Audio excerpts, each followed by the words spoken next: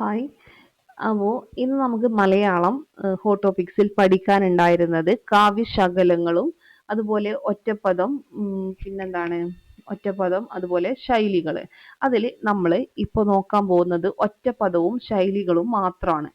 കാവ്യശകലം നിങ്ങൾ എന്ത് ചെയ്യുക, സ്വന്തമായിട്ട് വായിക്കുക കേട്ടോ. അത് വായിക്കണമെങ്കിൽ ഒരുപാട് സമയം അങ്ങനെ പോവും. പിന്നെ എന്താ, അത് സ്വന്തമായിട്ട് വായിക്കുന്നതായിരിക്കും, ഒരു കോഡൊക്കെ വെച്ച് സ്വന്തമായിട്ട് ഉണ്ടാക്കിയിട്ട് പഠിക്കുന്നതായിരിക്കും ഏറ്റവും നല്ലത്. അപ്പോൾ ഒറ്റപ്പദം നോക്കാം നമുക്ക്.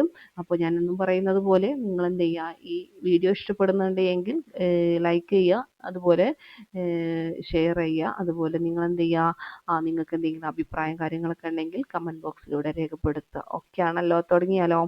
ഓക്കെ. ഭൂമിയുടെ അന്ത്യം വരെ, എന്താ അതിന് പറയാ? കൽപ്പാന്തം.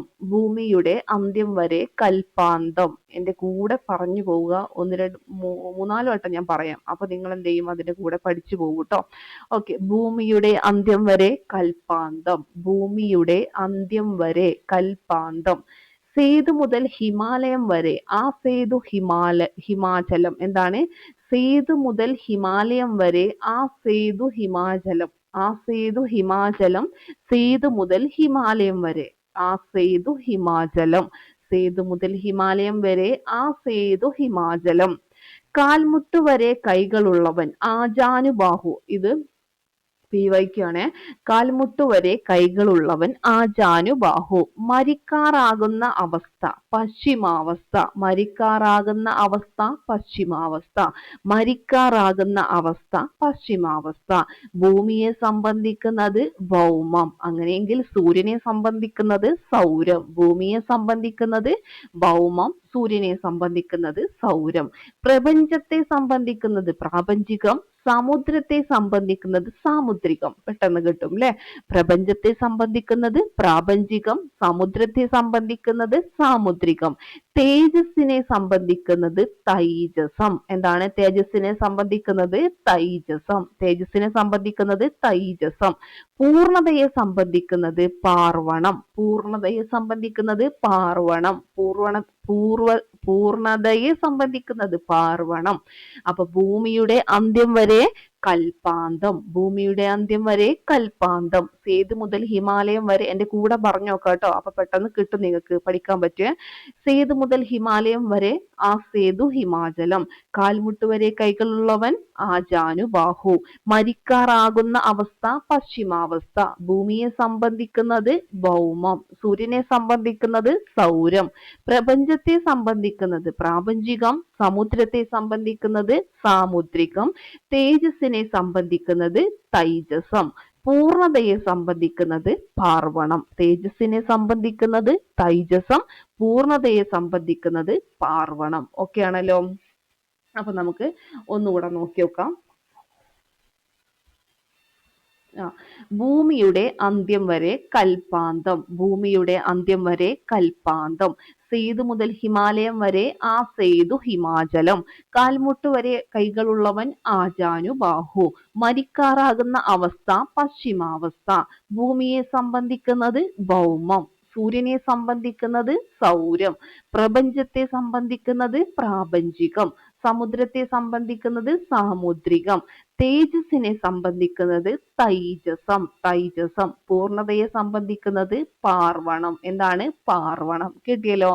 ഇതൊക്കെ ആയിട്ടുണ്ടാവും എന്ന് വിചാരിക്കുന്നു. അപ്പൊ ഇനി നമുക്ക് നോക്കാനുള്ളത് ശൈലികളാണ് കേട്ടോ. ശൈലികളും കൂടെ നോക്കാം നമുക്ക്. അമ്മായി പഞ്ചതന്ത്രം. എന്താണ് അമ്മായി പഞ്ചതന്ത്രം? അതെന്താ ഉദ്ദേശിക്കുന്നത്? സൂത്രപ്പണി. അമ്മായി പഞ്ചതന്ത്രം. തന്ത്രം എന്ന് പറയുമ്പോൾ അവിടെ ഒരു സൂത്രപ്പണി എന്ന് ആലോചിക്കുക. അപ്പം അമ്മായി പഞ്ചതന്ത്രം സൂത്രപ്പണിയാണ് ഉദ്ദേശിക്കുന്നത്. അരക്കച്ച മുറുക്കുക എന്ന് വെച്ചാൽ എന്താണ്? തയ്യാറാവുക.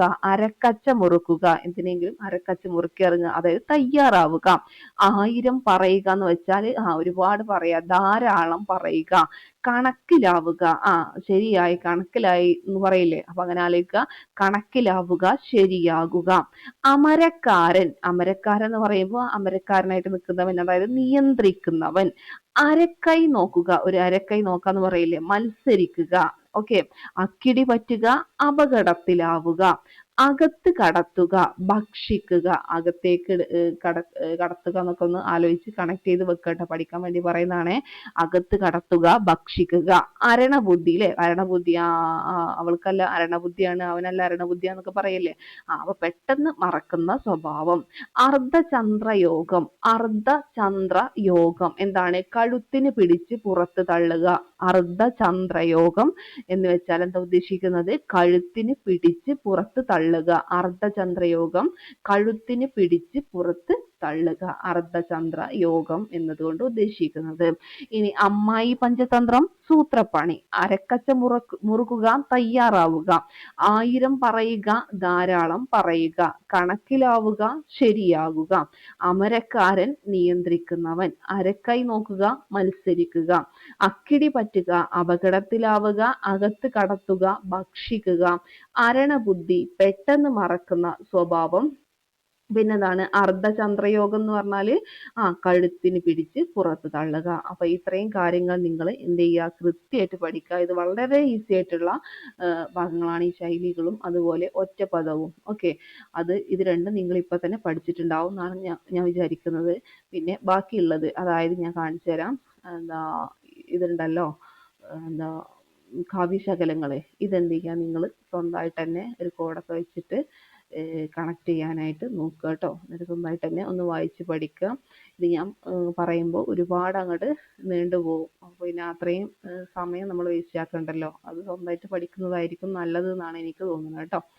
ഓക്കെ, അപ്പോൾ ശരി, താങ്ക് യു.